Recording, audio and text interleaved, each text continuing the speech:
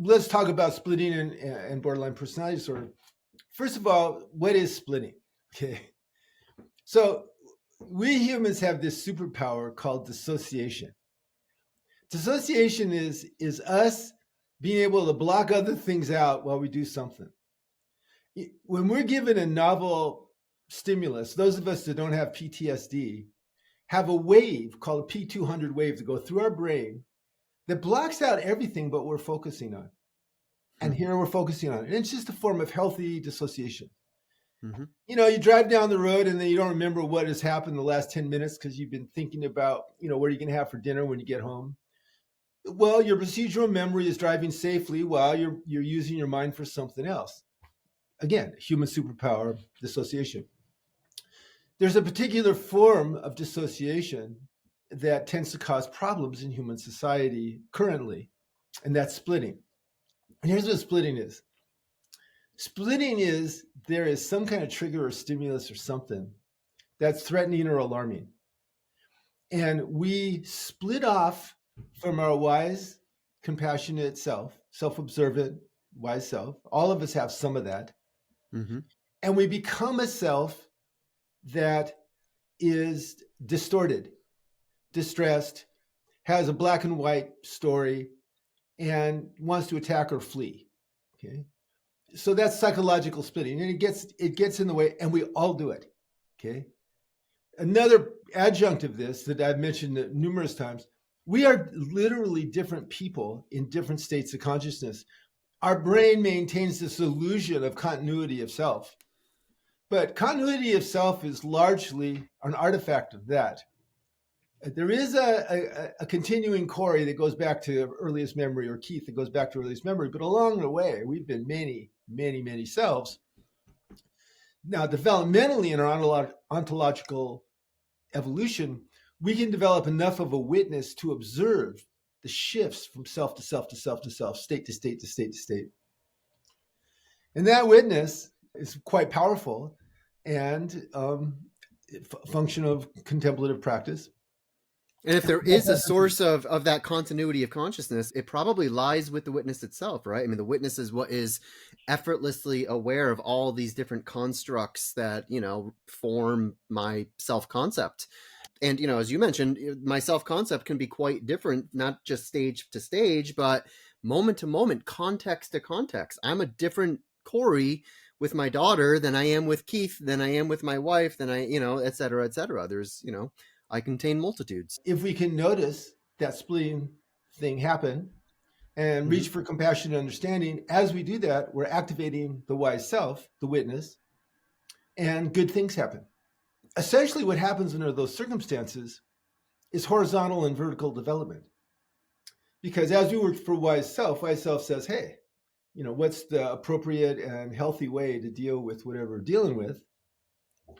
And as we do that, we change just a little bit because every situation can teach us something if we're open to learning. So everybody splits. Everybody has a challenge in modern society of learning how to do something with splitting that's better than just indulging the impulses that go along with it. It's a necessary human skill. And it's hard because that kind of self-awareness, that kind of self-observation only comes online when we're formal operational, 11, 12, 13. So we can learn to be kind, we can strengthen that, and we can learn to reach for wisdom. That wise self in us is observing, but is largely non-cognitive up until 12 or 13 when you can bring the cognitive component in line. The reason why I say that is like a 4 or 5-year-old can feel goodness, can feel authenticity and so on, but can't articulate that. They don't have the cognitive capacities, but they have that intuitive sense that often is quite reliable. Mm-hmm.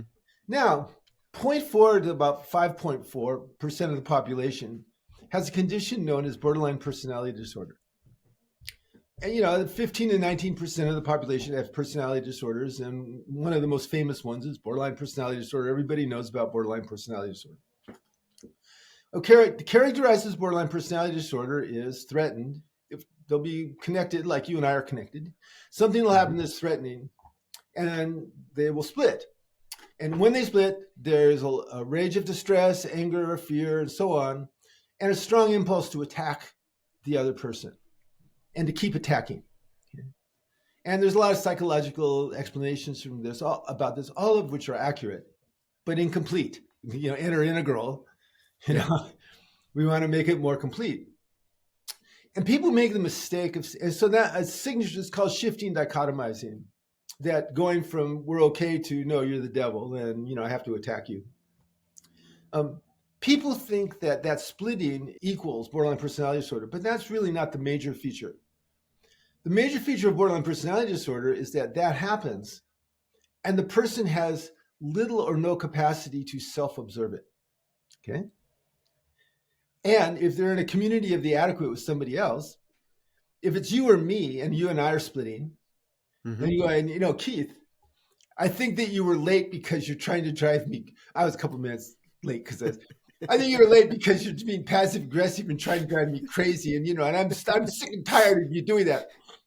And I said, Correct. I think you're a little bit distorted now. You'll go, yeah, you're probably right. I have some things on my mind. I have to pack for Hawaii and everything. Okay, that's normal crazy. Okay, it's just normal crazy people split. Somebody gives them a little bit of heads up and you go, oh, Jesus, I'm sorry. Okay. I just want to make it clear we did not have this conversation. This is a hypothetical conversation. This is a hypothetical, right? It's all hypothetical. Corey has never split at me, to my knowledge, but see, maybe he did and regulated it, okay? Because that's what healthy people do. Healthy people find those little surges and then regulate them into kindness, compassion, understanding, and so on. Signature feature of borderline personality disorder is they can't self-observe, and when it's pointed out, they get more hostile, more crazy. And that causes a lot of problems. Particularly it causes problems because, as I said many times, the worst addiction that human beings suffer from is violence. Violence is addictive. If you allow yourself to objectify and attack another person for gratification or for profit or for release or for whatever advantage, you get a little rush from that. And so now your unconscious is being reinforced for splitting, being reinforced for doing violence to other people, and then starts generating belief systems that support that. And of course, we see that at every level. At magenta, we see it when tribes have to exclude somebody. We see it at red when, you're messing with me and you have to submit, or you're the leader. I have to submit to you even though I don't want to. And when in amber, we see it. They're the other. They're not the believers. So we'll have to, torture them until they're saved. And you can see it in orange. There's winners and losers. If you're a loser, go be a winner like me. Fuck you. We see it in green in Twitter mobs and woke attacks on conservative speakers. Everybody has their own form of doing this. We see it in mass formation psychosis and political movements, fascism, and so on. The more you do it, the more you're likely to do it. Now, a question arises out of this. Why are people like this? Why do we have this kind of diversity? Why do we have psychopaths? Why do we have narcissistic personality disorders? Why do we have borderline personality disorders? Why do we have dependent personalities? Why do we have autism? And the challenge, of course, is what do we do with it as we engage in our ontological evolution? Because right now we're in a fragmented society where there's a lot of social isolation and we have to kind of grow on our own. I think there's another aspect here too, Keith, especially in context of a conversation you and I had last month, which is about the Cambrian explosion of human intelligence itself. Right? Oh, yeah. And one of the things that I often think about is how each of us individually is an expression of this larger biopsychosocial ecosystem that all of us are part of and all of us belong to. Right? This ecosystem in many, sort of direct ways is speaking and acting and moving through us individually. And I think a lot of these conditions that we're seeing, a lot of these psychological conditions, or a lot of just the overall neurodiversity that we're beginning to recognize, particularly over the last 15, 20 years, and not just recognize, but really making a space for.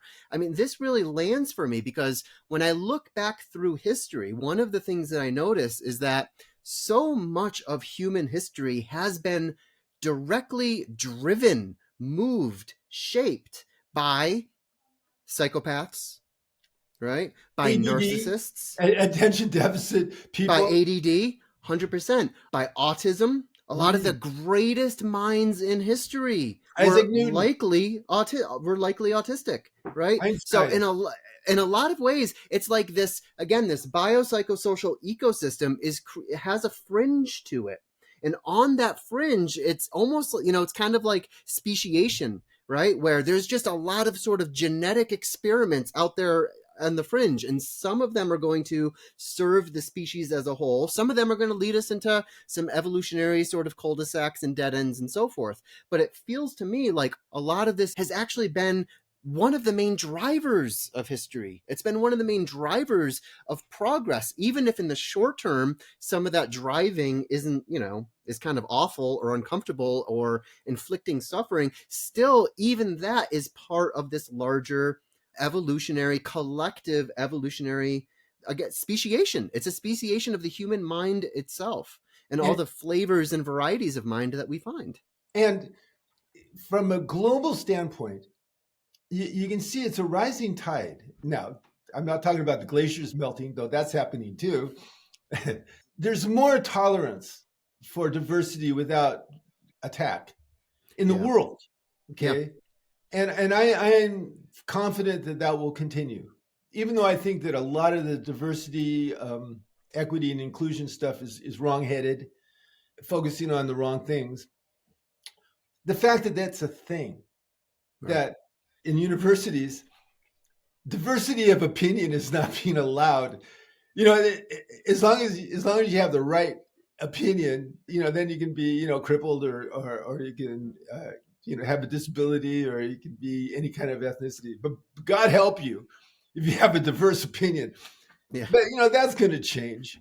If you're not exactly as inclusive as we are in the same way we are, then we're going to exclude you because Yeah. we're so inclusive. This is why comics and humorists, I think, remain one of the most important sort of classes I of agree. artists on this planet. I mean, because they are the ones who, again, they're standing right, intentionally, deliberately, provocatively standing on these lines, these zone 4 lines, right? The outside of the lower left. What is That's right. permissible? What is taboo? And they're the ones who are actually showing us where that line is drawn at any given time. And the artwork, of course, is knowing how to step just past that line in a way that expands that circle, right? The circle widens. We become more permissive, the more fun, the more humor we can bring to these, to the absurdity of our daily lives in the first place. I think what interferes with that, Keith, is when we allow and when our surrounding culture sort of reinforces this increasing opacity of my ego and my identity. My identity is sacred, right? You're not allowed to make a joke about my identity because, Jesus, that's the worst possible violation you could bring. And again, it's sort of coming part and parcel with this new kind of emerging left-wing conservatism that we're starting to see.